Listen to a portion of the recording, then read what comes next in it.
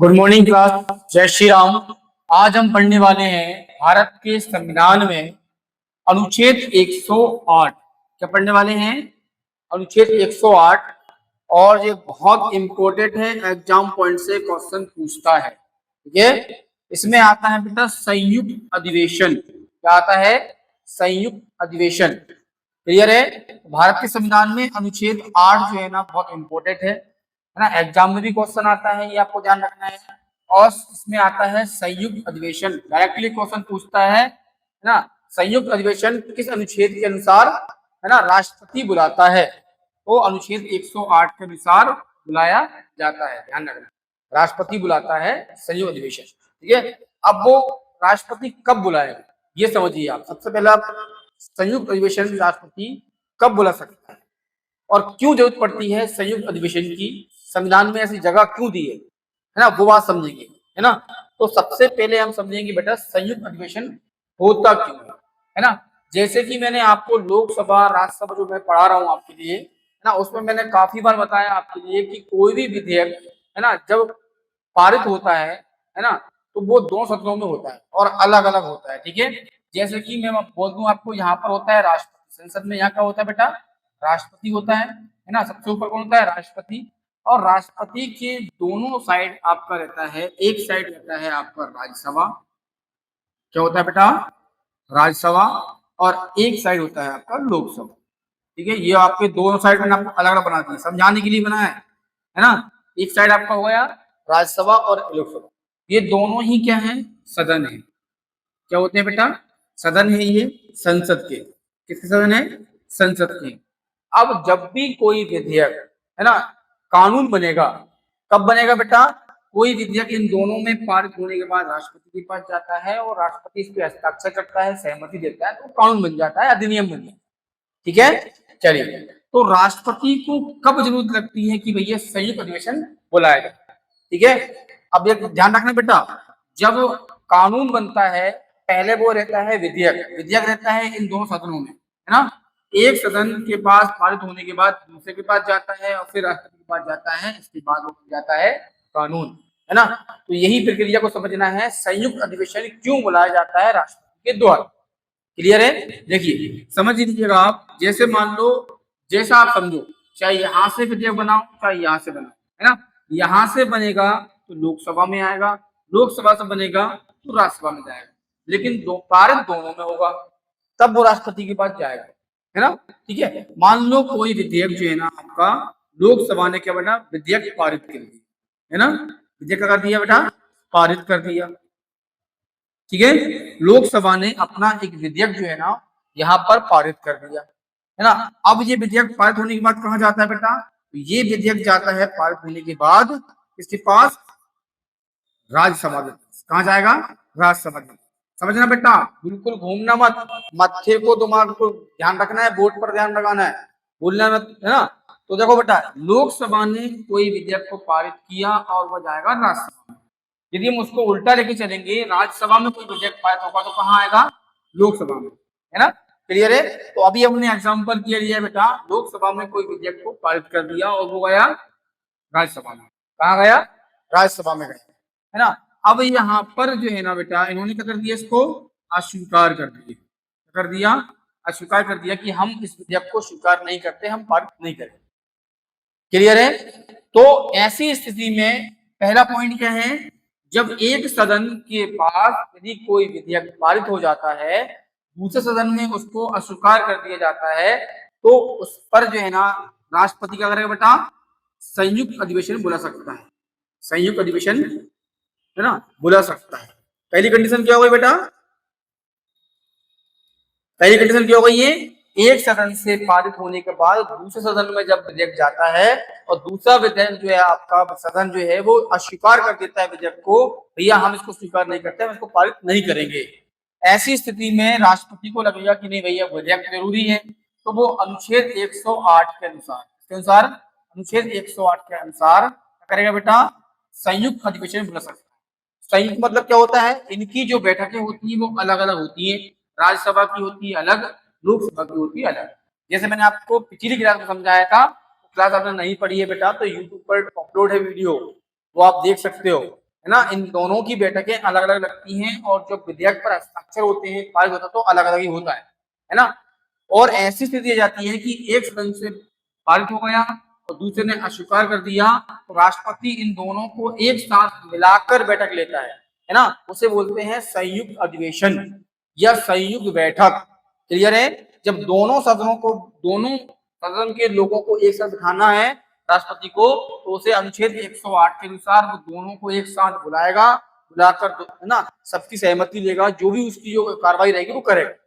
ठीक है, तो इसे बोलते हैं संयुक्त अधिवेशन। पहली कंडीशन क्या हुई है, एक सदन ने पारित कर दिया, दूसरे ने इसको अस्वीकार कर दिया, तो संयुक्त अधिवेशन राष्ट्रपति द्वारा बुलाया जाए।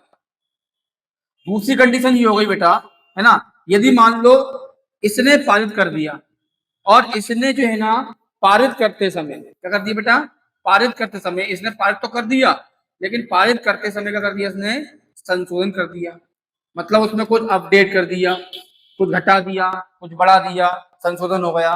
तो इस संशोधन से ये दोनों ही, ये बोलता है संशोधन जरूरी है, कौन, राज्यसभा, क्योंकि संशोधन किया इसने, और ये बोलता है मैं इससे संशोधन को नहीं मानता। क्या हुआ, नहीं मानता, मैं नहीं मानूंगा भाई, संशोधन नहीं होना चाहिए। तो ऐसी स्थिति में संशोधन संबंधित जो विधेयक होता है और दोनों ही सदन सहमत ना हो, एक बोल रहा है संशोधन हमने पारित कर दिया, आप पारित करो, लेकिन ये पारित तो कर रहा है लेकिन कुछ घटा बढ़ा रहा है, संशोधन कर रहा है, तो ऐसी स्थिति में संशोधन होने पर जिसने पहले पारित किया था वो सहमत ही नहीं है ना, सहमत नहीं है, तो फिर ये क्या है, सहमति के लिए दोनों को बुलाकर जो है ना राष्ट्रपति दोनों को बुलाकर सहमति करवाएगा, है ना। दूसरी कंडीशन में इस प्रकार से बुलाएगा सहमति के लिए, इसके लिए सहमति, दोनों सदनों की सहमति के लिए, है ना बेटा, सहमति के लिए, समझ लो आप बेटा, ध्यान रखना, दोनों सदनों की सहमति के लिए राष्ट्रपति संयुक्त अधिवेशन बुला सकता है। एक बार और समझेंगे, एक सदन ने पारित कर दिया, दूसरे के पास गया, दूसरे ने अस्वीकार कर दिया, तो राष्ट्रपति अनुच्छेद 108 के अनुसार संयुक्त अधिवेशन बुलाकर, है ना, उससे पूछेगा आपने अस्वीकार क्यों किया। क्लियर है? दूसरी बात, एक सदन ने पारित कर दिया, दूसरे ने संशोधन कर दिया, लेकिन इस संशोधन से जो है आपके दोनों ही सहमत नहीं है, एक बोल रहा है संशोधन होना चाहिए, एक बोल रहा है नहीं मैं आपसे सहमत नहीं हूं। ऐसी स्थिति में सहमति कराने के लिए राष्ट्रपति जो है आपका अनुच्छेद 108 के अनुसार संयुक्त अधिवेशन बुलाता है। क्लियर है? ये हो गया, है ना। तीसरी स्थिति क्या है बेटा, तीसरी स्थिति ये है कि एक सदन ने इसको पारित कर दिया, दूसरे के पास गया, इसके पास, मैं बार बार एक ही को ले रहा हूँ क्योंकि उदाहरण में एक ही लूंगा, ये एग्जाम्पल है, चाहे यहाँ से लो इधर के लिए, चाहे इधर से लो इधर के लिए, एग्जाम्पल, क्योंकि पहले आपका जो बिल होता है, जो विधेयक होता है, पहले एक सदन में ही पारित होता है, चाहे यहाँ से इधर भेज दो आप, चाहे यहाँ से इधर भेज दो, है ना, कंडीशन वही है ना। तो पहले में क्या हुआ बेटा, पहले में अस्वीकार कर दिया था उसने, इसीलिए संयुक्त अधिवेशन बुलाया था राष्ट्रपति ने, दूसरे में संशोधन कर दिया था और संशोधन से सहमत नहीं थे दोनों, इसीलिए बुलाया था, तीसरे में इसने पारित करके यहाँ भेज दिया और इसने 6 माह तक कोई भी डिसीजन नहीं लिया, मतलब पारित नहीं किया, है ना। तो राष्ट्रपति क्या करेगा, 6 महीने बाद करेगा, उससे पूछेगा भाई कि आपने जो है ना इस बिल पर जो है ना आपके विधेयक पर हस्ताक्षर क्यों नहीं किए, आपने पारित क्यों नहीं किया, वजह क्या है, ये वजह जानने के लिए राष्ट्रपति तीसरी कंडीशन में क्या करेगा बेटा, पूछने के लिए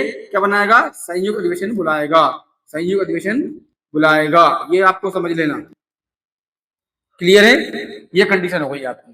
3 कंडीशन में राष्ट्रपति दोनों सदनों को एक साथ बिठाकर संयुक्त अधिवेशन ले सकता है। पहली कंडीशन क्या है, पहली ये है कि एक सदन ने पारित कर दिया, दूसरे ने अस्वीकार कर दिया, तो ऐसी स्थिति में दोनों में तालमेल बिठाने के लिए राष्ट्रपति को अधिकार दिया गया है अनुच्छेद 108 के अनुसार कि आप दोनों सदनों को एक साथ बिठाकर, है ना, पूछिए आप कि क्या गड़बड़ी है, क्यों अस्वीकार किया है, दोनों को साथ में बिठाकर उस पर बातचीत की जाएगी। दूसरे में क्या है, एक सदन ने पास कर दिया, दूसरे ने उस पर संशोधन कर दिया, और संशोधन जो किया है दूसरे ने उस पर पहला वाला सहमत नहीं है, पहला वाला बोल रहा है संशोधन नहीं होना चाहिए, दूसरा वाला बोल रहा है संशोधन होना चाहिए। तो ऐसी स्थिति में जो है ना राष्ट्रपति दोनों को बिठाकर पूछेगा, है ना, राज्यसभा से पूछेगा और लोकसभा से कि आप लोगों में क्या गड़बड़ी चल रही है, क्या मामला है ना। तो ऐसी स्थिति में राष्ट्रपति बुलाएगा संयुक्त अधिवेशन, है ना। इसके बाद तीसरी में क्या है, तीसरी में यह है कि एक सदन ने पास कर दिया, दूसरा सदन जो है आपका 6 महीने तक कोई प्रक्रिया ही नहीं कर रहा है, ऐसी स्थिति में पूछने के लिए बुलाता है दोनों को साथ में, भैया इसने तो पारित कर दिया है, आपने क्यों नहीं किया, है ना, 6 महीने हो गए हैं, विधेयक इतने लेट तक नहीं पढ़ेगा, फिर वो कंडीशन पूछेगा, उसकी जानकारी लेगा, क्यों नहीं किया, क्या वजह है, क्या सही लगा आपको, ऐसे। ठीक है, तो इस प्रकार से जो है ना बेटा संयुक्त अधिवेशन होता है। क्लियर है? अब देखो, संयुक्त अधिवेशन के लिए चाहिए दोनों सदन, लोकसभा भी चाहिए और राज्यसभा भी चाहिए, ठीक है ना। और ये तीनों कंडीशन जो बताई है मैंने आपको, ऐसी कंडीशन यदि हो जाती है तो राष्ट्रपति क्या करता है, संयुक्त अधिवेशन बुलाता है। संयुक्त अधिवेशन क्या करता है बेटा, बुलाता है। कभी कभी ऐसा, कभी तो संविधान में एक जगह और दी है, क्या दिए बताओ बेटा, अनुच्छेद 108 का 5 दिया है। क्या दिया है, अनुच्छेद 108 का 5 दिया है। क्या दिया है, अनुच्छेद 108 का 5 दिया है, और उसमें क्या बोला है कि भैया लोकसभा जो है आपकी, है ना, लोकसभा और राज्यसभा दोनों ही किसी वजह से सहमत नहीं है किसी विधेयक को लेकर, है ना। राष्ट्रपति ने क्या कर दिया, इन लोगों को सूचना भेज दी, भैया कि आप लोग जो है ना इस तारीख को आपका जो है संयुक्त अधिवेशन किया जाएगा, संयुक्त बैठक की जाएगी, दोनों को मिलाकर आपसे पूछा जाएगा, आप जो है ना उस पर अपनी जो भी विचार देना, है ना। इन लोगों ने क्या बेटी, राष्ट्रपति ने क्या कर दिया, सूचना भेज दी, इसके पास लोकसभा के पास भेज दी और राज्यसभा के पास भी भेज दी, है ना, राज्यसभा के पास भेज दी। क्लियर है? अब सूचना भेजने के बाद लोकसभा क्या हुआ बेटा, विघटन हो गया, मतलब ये क्या हुआ बेटा, खत्म हो गई किसी वजह से, है ना। सूचना देने के बाद किसी वजह से लोकसभा भंग हो गई है, विघटन हो गई है ना।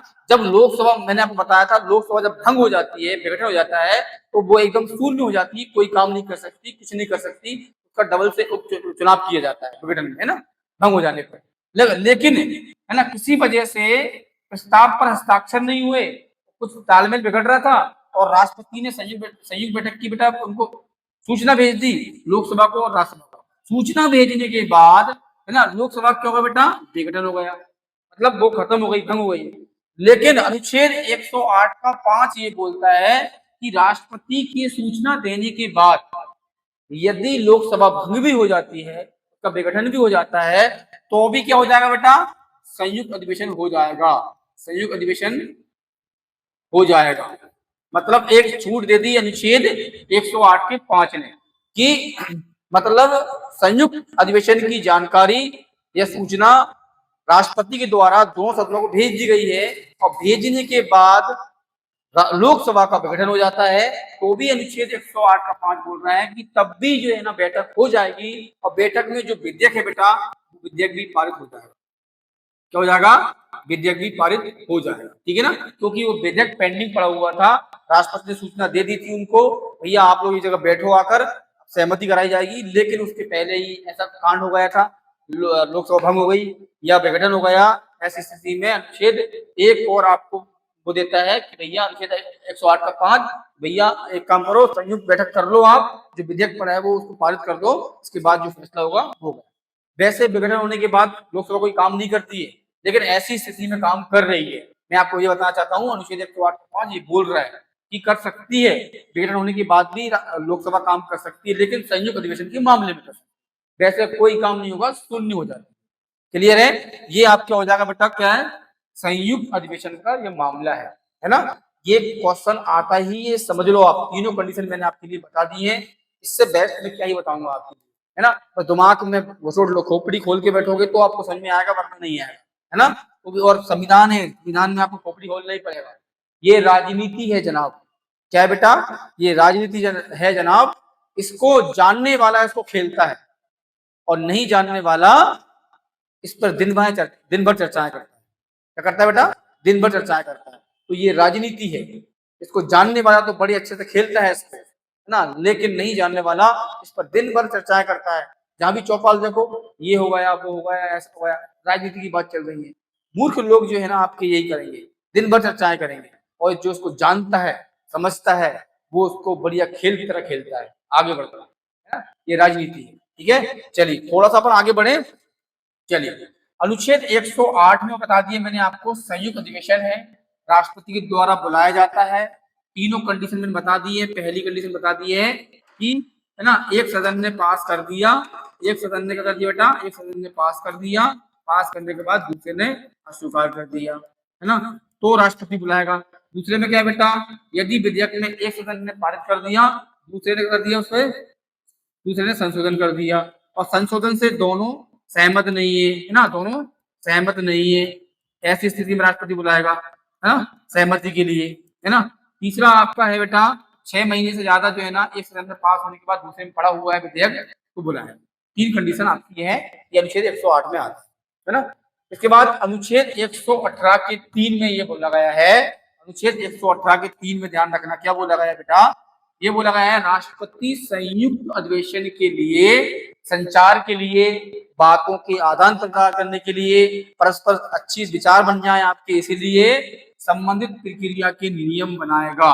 लेकिन नियम बनाने से पहले किससे मिलेगा बेटा, लोकसभा के अध्यक्ष से मिलेगा ना, लोकसभा किससे मिलेगा, अध्यक्ष से मिलेगा, ये आपको ध्यान रखना है। साथ में ही राज्यसभा के सभापति से मिलेगा, राज्यसभा के सभापति से मिलेगा। दोनों से मिलने के बाद, है ना, सभापति ध्यान रखना किससे मिलेगा बेटा, सभापति से, है ना, दोनों से मिलने के बाद, है ना, दोनों से डिस्कस करने के बाद, परामर्श लेने के बाद, क्या बेटा, परामर्श करने के बाद, परामर्श करने के बाद, है ना, क्या करेगा बेटा, फिर वो उस बैठक के लिए नियम बना सकेगा।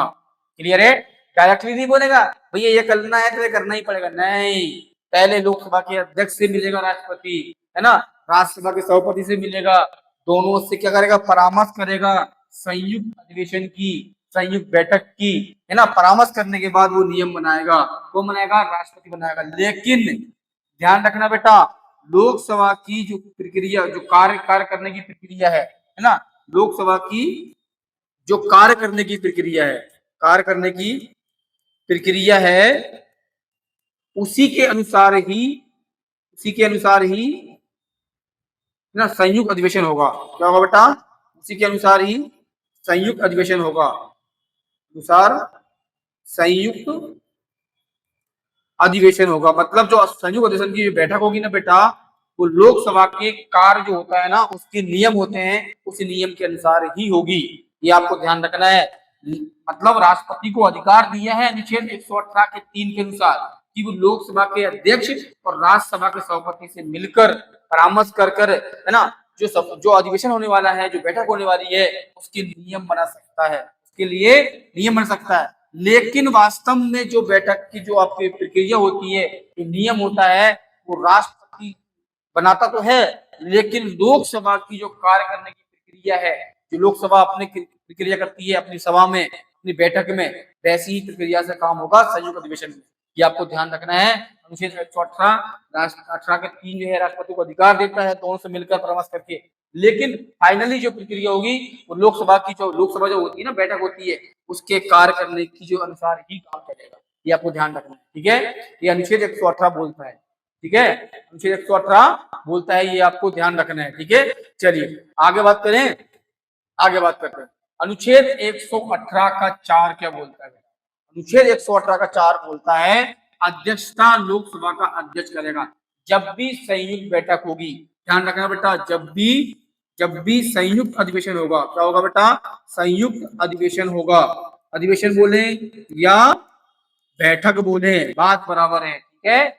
जब भी कभी संयुक्त अधिवेशन होगा राज्यसभा का लोकसभा का, राज्यसभा का लोकसभा का जब संयुक्त अधिवेशन होगा, उस अधिवेशन में, उस बैठक में हमेशा अध्यक्षता कौन करेगा बेटा, अध्यक्षता करेगा लोकसभा का अध्यक्ष। कौन करेगा, लोकसभा का अध्यक्ष करेगा। जब भी राष्ट्रपति के द्वारा लोकसभा और राज्यसभा की जो अध्यक्ष, जो मतलब बैठक बुलाएगा, संयुक्त बैठक बुलाएगा, उस दौरान उस बैठक में लोकसभा का अध्यक्ष जो होता है, वही उस पूरी बैठक का, दोनों को मिलाकर जो बैठक होगी ना, उस बैठक का करेगा बेटा, अध्यक्षता करेगा। यदि अध्यक्ष जो है लोकसभा का अध्यक्ष, यदि उस समय अब्सेंट है, सभा में नहीं आया, तो ऐसी स्थिति में बेटा कौन करेगा, लोकसभा का उपाध्यक्ष, लोकसभा का उपाध्यक्ष करेगा। क्लियर है, समझ रहा हो बात तो बेटा। पहली प्रधानता किसको दी है, लोकसभा के अध्यक्ष को दी है, लोकसभा के उपाध्यक्ष को दी है। फिर आती है किसके पास, राज्यसभा के सभापति के पास, किसके पास, राज्यसभा के सभापति के पास। क्लियर है, सभापति के पास आती है। मतलब तीसरे नंबर पे उपराष्ट्रपति जो होते हैं राज्यसभा सभापति उनके पास जाती है। पहली प्रधानता लोकसभा के अध्यक्ष, दूसरी प्रधानता लोकसभा के उपाध्यक्ष, तीसरी प्रधानता दी है राज्यसभा के सभापति को। मतलब लोकसभा को सबसे आगे रखा है। संयुक्त अधिवेशन में अध्यक्षता कौन करेगा? लोकसभा के अध्यक्ष करेंगे। लोकसभा के अध्यक्ष यदि उस दिन बैठक में नहीं आए, लोकसभा के उपाध्यक्ष करेंगे। दोनों ही नहीं आए फिर उपराष्ट्रपति करेंगे, मतलब राज्यसभा के सभापति करेंगे। ये आपको ध्यान रखना है। अनुच्छेद 118 का 4 डायरेक्टली बोलता है जब भी राष्ट्रपति के द्वारा संयुक्त अधिवेशन बुलाया जाएगा राज्यसभा और लोकसभा का, जब भी संयुक्त अधिवेशन होगा उस संयुक्त अधिवेशन में अध्यक्षता करेगा लोकसभा का अध्यक्ष, और यदि वो नहीं आए तो लोकसभा का उपाध्यक्ष, यदि वो भी नहीं आए तो फिर राज्यसभा का सभापति, यदि तीनों ही नहीं आए तो फिर जो भी वहां पर रहते हैं, जो आपके सदस्य रहते हैं, उनमें से सर्वसम्मति से एक व्यक्ति को चुन लिया जाता है। लेकिन अध्यक्ष जरूर होगा, अध्यक्ष भी जरूर होगा। ऐसी स्थिति आती नहीं है, तीन लोग एकदम एब्सेंट नहीं होते हैं। लेकिन यदि आ गई तो किसी वजह से, तो ये भी उपचार दिया गया है कि यदि तीनों एकदम एब्सेंट हो गए, अब अध्यक्ष कौन रहेगा? सर्वसम्मति से एक व्यक्ति को चुन लिया जाएगा, वो अध्यक्ष हो जाएगा। लेकिन ऐसा होगा नहीं, है ना। तीनों में से कोई एक तो आएगा। पहली प्रधानता लोकसभा के अध्यक्ष, दूसरा उपाध्यक्ष, तीसरा राज्यसभा के सभापति। ध्यान रखना, ठीक है। चलिए नेक्स्ट है बेटा अनुच्छेद 108 का 4, है ना। विधेयक साधारण बहुमत से पारित होगा जब भी कभी लोकसभा और राज्यसभा की संयुक्त बैठक राष्ट्रपति द्वारा बुलाई गई है ना। क्यों बुलाते हैं? विधेयक पर कोई आनाकानी हो, कोई बेवकूफी बना रहा हो, कोई परेशान कर रहा हो, कोई सहमत ना हो, विचार नहीं मिल रहे हो, सहमति नहीं मिल रही हो, ऐसी स्थिति में राष्ट्रपति के द्वारा अनुच्छेद 108 के अनुसार संयुक्त अधिवेशन बुलाया जाता है लोकसभा और राज्यसभा का, है ना। अब क्यों बुलाया जाता है? विधेयक के लिए बुलाया जाता है। अब भाई विधेयक तो पारित किया जाएगा ना, जब विधेयक पारित किया जाएगा तो राष्ट्रपति बोलेगा भैया साधारण बहुमत से पारित हो जाएगा, है ना। कहा जाएगा साधारण बहुमत, कोई झोल झमेला नहीं, साधारण बहुमत दो, साधारण दो, आप साधारण मतलब जो है ना वोट दो, है ना, और उससे साधारण पास हो। साधारण मतलब होता है बेटा 1/2 + 1, है ना। 1/2 + 1 मतलब लगभग 50% जो है ना आपके हस्ताक्षर कर देंगे, हस्ताक्षर करेंगे, है ना। और इसके बाद यदि मान लो एक वोट और एक्स्ट्रा बढ़ गया तो अच्छी बात है, और नहीं बढ़ा तो है ना अध्यक्ष दे देगा वोट, निर्णायक वोट, खत्म कहानी। ये होता है साधारण बहुमत। साधारण बहुमत से बिल पारित हो जाता है किसका? जो आपका विधेयक का, है ना। और वो बेटा पूर्ण नहीं होता है ना, पूर्ण नहीं, पूर्ण सदस्य का नहीं होता है, पूर्ण सदस्य का नहीं होता है, उपस्थित सदस्यों का होता है। ध्यान रखना, जो उपस्थित होते हैं ना, उपस्थित सदस्यों का होता है। जो भी उस समय आया है संसद में, जो भी उपस्थित रहा है, उनका, है ना, साधारण बहुमत से वो बिल पारित हो जाता है। इसमें कोई दिक्कत नहीं है, ठीक है बेटा, समझ लेना बात को। साधारण बहुमत से पारित हो जाता है, मतलब 1/2 मतलब 50% प्लस एक सीट कोई भी हो, साधारण बहुमत से वो पारित हो जाता है। इसमें कोई आनाकानी नहीं, जाओ साइन करवाओ, खत्म कहानी। काय की पूछापाछ करेंगे भाई, तू ये तू वो, जिससे बोलेंगे वो माथापच्ची करेगा राष्ट्रपति से। भाई क्या सहमति है? 543 लोकसभा में है ना, और 245 राज्यसभा में है। वो साले कितने लोग दिमाग खा जाएंगे एक विधेयक के लिए। राष्ट्रपति बोलता है भैया कितने लोग आए हैं?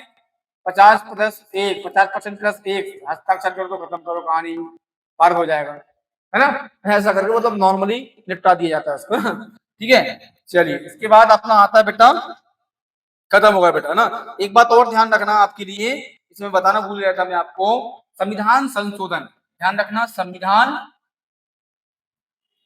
संशोधन और जो आपका धन विधेयक होता है, क्या होता है? धन विधेयक। ये दो विधेयक ऐसे होते हैं, इनमें बेटा संयुक्त अधिवेशन नहीं होता है, संयुक्त अधिवेशन नहीं होता है, अधिवेशन नहीं होता है, ठीक है। ध्यान रखना बेटा, है ना। संविधान संशोधन धन विधेयक अनुच्छेद 110, अनुच्छेद आर्टिकल 110, है ना। संविधान संशोधन आर्टिकल 368, 368, कौन सा बेटा? 368, है ना। वो अनुच्छेद 368, अनुच्छेद 110, इन दो अनुच्छेदों के लिए संविधान संशोधन नहीं होता है। मतलब अनुच्छेदों की बात करूं तो संविधान संशोधन के लिए और धन विधेयक के लिए, दो विधेयक ऐसे हैं, इनके लिए संयुक्त अधिवेशन का अधिकार नहीं है, राष्ट्रपति नहीं बुलाएंगे। राष्ट्रपति को बिल्कुल बोल दिया गया है, धन विधेयक का मामला आ जाए या आपका संविधान संशोधन का मामला आ जाए तो संयुक्त अधिवेशन नहीं होगा। भैया गलती मत करना, बुला मत देना, संविधान की अवहेलना हो जाएगी, आप बीट जो आपके वो होते हैं ना महाभियोग प्रक्रिया, वो चालू हो जाएगी। इसलिए राष्ट्रपति धन विधेयक पर और संविधान संशोधन के विधेयक पर कभी भी संयुक्त अधिवेशन के लिए सूचना नहीं देगा, नहीं बुलाएगा। यदि बुलाया संविधान की अवहेलना, फिर आपका महाभियोग प्रक्रिया चालू है। क्लियर है? तो इसीलिए क्योंकि उसको हटाने की प्रक्रिया चालू है ना, तो ऐसी स्थिति में महाभियोग प्रक्रिया कब लगती है? जब संविधान की अवहेलना करता है राष्ट्रपति। ऐसी स्थिति में संसद द्वारा उनको हटाने की प्रक्रिया महाभियोग प्रक्रिया होती है। यदि उन्होंने इनके लिए बुला लिया तो क्या हो जाएगा? संविधान की अवहेलना हो जाएगी, तो वो फिर दिक्कत हो जाएगी। इसीलिए संविधान संशोधन वाला मामला हुआ या धन विधेयक वाला मामला हुआ, इनमें संयुक्त अधिवेशन नहीं बुलाया जाएगा। ये आपको ध्यान रखना है, ये क्लियर है। क्लियर है बेटा? चलिए, तो आज की क्लास में संयुक्त अधिवेशन वाला मामला खत्म हो गया। ठीक है, ध्यान रखना है, ये राजनीति है, इसे जानने वाला खेलता है। ये राजनीति है, इसे जानने वाला खेलता है, और जो नहीं जानता वो दिन भर उस राजनीति पर विचार करता है। ठीक है ना? दिन भर उस राजनीति पर चर्चा करता है, विचार करता है, और जो जानता है वो उसमें घुस जाता है और खेलता रहता है ना? तो राजनीति एक बहुत बड़ा खेल है ना? और इसे जानने वाला बड़े अच्छे तरीके से खेलता है, और नहीं जानने वाला दिन भर किसी चौपाल पर किसी बढ़िया मस्त बैठकर दिन भर चर्चाएं करेगा। इसने ये किया था, उसने वो किया था, वो सही है, वो गलत है, उसने ये किया। अरे भाई, वो घर पर तुम्हें थाली लगा नहीं आएंगे बेटा खाना के लिए, खा ले। ये राजनीति है ना? संविधान पढ़ो, संविधान बहुत जरूरी है। संविधान बहुत जरूरी है, संविधान के बिना आपकी जिंदगी नहीं है। क्लियर है? तो अब मिलेंगे हम नेक्स्ट क्लास में भाई साहब। संविधान संशोधन आपका खत्म हो गया है, संविधान संयुक्त अधिवेशन आपका खत्म हो गया है। अब मिलेंगे नेक्स्ट क्लास में। जय श्री राम।